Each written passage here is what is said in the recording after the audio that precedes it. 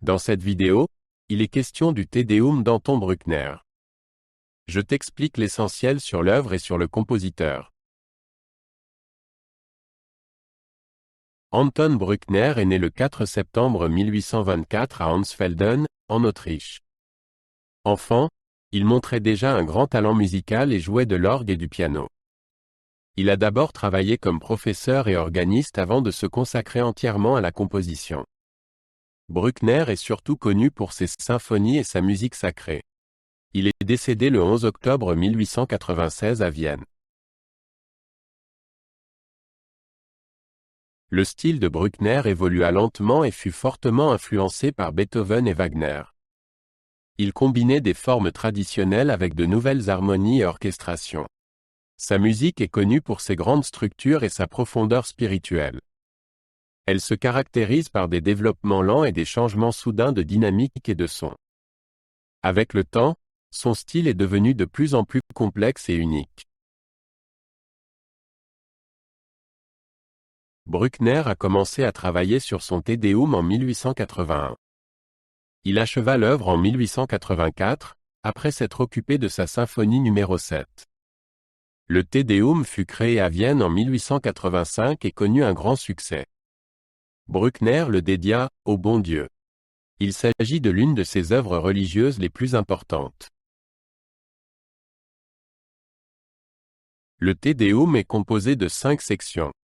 La première section, Te Deum Laudamus, commence par une puissante intervention du chœur. La deuxième section, Te Ergo Quesumus, est plus calme et plus lyrique. La troisième section, Aeterna Fac, contient des changements dramatiques entre le chœur et les solistes. La quatrième section, Salvum Fac Populum Tuum, est solennelle et majestueuse.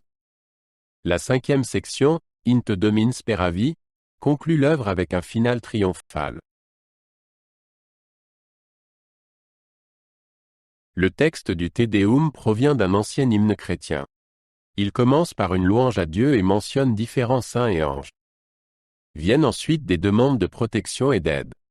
Le texte se termine par une expression de confiance en Dieu. Bruckner a mis ce texte en musique d'une manière puissante et festive.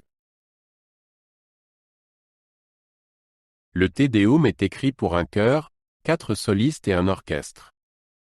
Bruckner utilise des cordes, des bois, des cuivres, des timbales et un orgue. L'orchestration est riche et détaillée, ce qui confère à la musique une grande richesse sonore. Le chœur joue un rôle central et est souvent soutenu par les solistes.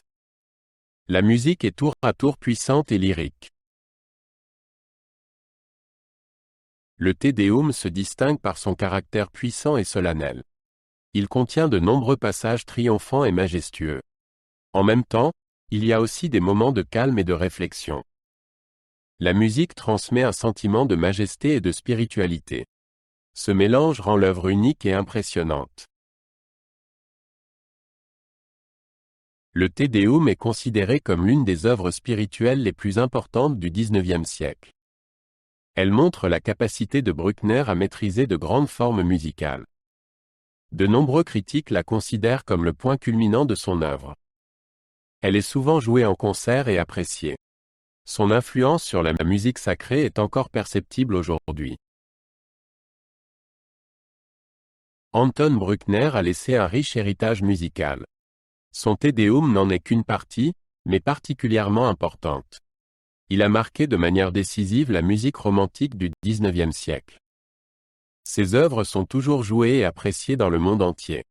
Bruckner reste un symbole du lien entre la spiritualité et la musique.